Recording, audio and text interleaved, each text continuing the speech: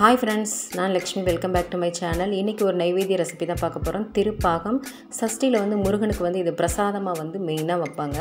இன்னைக்கு நான் வந்து மீனாட்சி திருக்கல்யாணத்துக்காக இந்த பிரசாதத்தை வந்து நைவேத்தியமா வைக்க போறேன். எந்த தெய்வத்துக்கும் எந்த ஸ்வீட்டையும் நம்ம நைவேத்தியமா வைக்கலாம். அதனால இன்னைக்கு மீனாட்சி திருக்கல்யாணத்துக்கு பண்ணிருக்கேன். எப்படி செய்யலாம்னு பார்க்கிறதுக்கு முன்னாடி நம்மளோட KHQT சேனல் ரெசிபி சப்ஸ்கிரைப் பண்ணிக்கங்க. பக்கத்துல இருக்க பெல் ஐகானை கிளிக் பண்ணிக்கங்க. இதுக்கு நான் ஒரு கப் அளவுக்கு கடலை மாவு எடுத்து லோ ஃப்ளேமில் வந்து ஒரு 4 நிமிஷம் வந்து வறுத்தெடுத்துக்கோங்க. நெய் எதுவுமே வேணாம், சும்மா ப்ளைனாக அப்படியே வறுத்தெடுத்துக்கோங்க. இதுக்கு வந்து 1.5 கப் அளவுக்கு காய்ச்சி ஆற வச்ச பால் சேர்த்து அதையும் நல்லா கலந்துக்கலாம். சுவை வந்து ரொம்ப அருமையாக இருக்குங்க. கண்டிப்பாக ட்ரை பண்ணி பாருங்கள். நெய் வந்து இதுக்கு ரொம்பலாம் தேவைப்படாது, ஆனால் நெய் ஊற்றுனீங்கனாலும் டேஸ்ட் வந்து ரொம்ப சூப்பராக இருக்கும். அக்கார வடிசல் மாதிரி நெய் வெளியே செஞ்சிங்கனாலும் டேஸ்ட்டு அருமையாக இருக்கும். நல்லா இதை கலந்து விட்டுக்கோங்க. இதுக்கு சர்க்கரை பார்த்திங்கன்னா 1 கப் அளவு கடலை மாவுக்கு 3/4 கப்பு போதும். நீங்கள் தித்திப்பாக வேணும்னா 1 கப் எடுத்துக்கோங்க.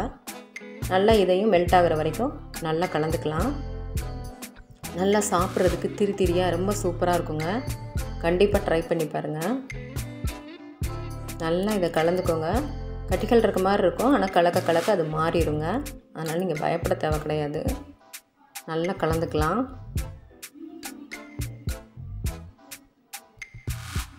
இப்போ இதுக்கு நெய் பார்த்திங்கன்னா 3 டேபிள் ஸ்பூன் தேவை. ஃபஸ்ட்டு 2 டேபிள் ஸ்பூன் ஊற்றிடுறேன். ஊற்றிட்டு நல்லா இதை கலந்துக்கலாம். இதுக்கு ஸ்பெஷலான ஒரு இன்க்ரீடியன்ட்ஸ் பார்த்திங்கன்னா முந்திரி பருப்பு. 1/4 கப் அளவு முந்திரி பருப்பு எடுத்துகிட்டு நல்லா அதை ஃபைன் பவுட்ரு பண்ணி எடுத்துக்கோங்க. எண்ணெய் வர மாதிரி அதை கிரைண்ட் பண்ணிடக்கூடாது, பல்ஸ் மோட்டில் போட்டு அரைச்சி எடுத்துக்கோங்க. அதையும் சேர்த்துட்டு நல்லா மிக்ஸ் பண்ணிக்கலாம். மிக்ஸ் பண்ணிவிட்டு திருப்பி வந்து ஒரு டேபிள் ஸ்பூன் அளவுக்கு நான் நெய் சேர்த்துக்கிறேன். நல்லா இதை சேர்த்து மிக்ஸ் பண்ணிக்கலாம். இதுக்கு வந்து ஒரு 1/2 டீஸ்பூன் அளவுக்கு ஏலக்காய் தூள் சேர்த்துக்கோங்க. நல்ல வாசனையாக இருக்கும். ஏலக்காய் தூள் பிடிக்குன்னா சேர்த்துக்கோங்க. நல்லா இதையும் சேர்த்துட்டு கலந்துக்கலாம். இதுக்கு கன்சிஸ்டன்சின்னு பார்த்தீங்கன்னா நல்லா அந்த அல்வா பதம் மாதிரி அடுக்கடுக்காக விழுகணும், லேயர் மாதிரி விழுகணும். அதுதான் வந்து கரெக்டான கன்சிஸ்டன்சி. இதுக்கு பதம்னு பெருசாக ஒன்றும் கிடையாது. சக்கரை பாகு பதம் அப்படிலாம் அந்த எந்த இதுவும் கிடையாது.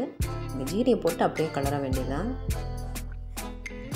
இது பழனியில் பிரசாதமாக கொடுத்தாங்கன்னு சொல்கிறாங்க. எனக்கு தெரியல, நான் இது வரைக்கும் வாங்கி அங்கே சாப்பிட்டது கிடையாது. யாருனாலும் நீங்கள் இந்த பிரசாதத்தை சாப்பிட்ருந்தீங்கன்னா கமெண்ட் செக்ஷனில் மறக்காமல் கமெண்ட் பண்ணுங்கள் ஃப்ரெண்ட்ஸ். இந்த பதம் கரெக்டாக இருந்துச்சு. அடுப்பு ஆஃப் பண்ணிவிட்டு நம்ம ஒரு பவுலுக்கு மாற்றிடலாம். டேஸ்ட் வந்து ரொம்ப அருமையாக இருந்துச்சு. மீனாட்சி தாயாருக்கும் நைவேத்தியமாக சமர்ப்பிச்சாச்சு. நீங்களும் இதை செஞ்சு பார்த்துட்டு எப்படி இருந்துச்சுன்னு கமெண்ட் செக்ஷனில் சொல்லுங்கள் ஃப்ரெண்ட்ஸ். மறக்காமல் நம்ம சேனலுக்கான சப்போர்ட்டையும் கொடுங்க. லைக் பட்டனை ப்ரெஸ் பண்ண மறந்துடாதீங்க. தேங்க்யூ ஃபார் வாட்சிங் ஃப்ரெண்ட்ஸ்.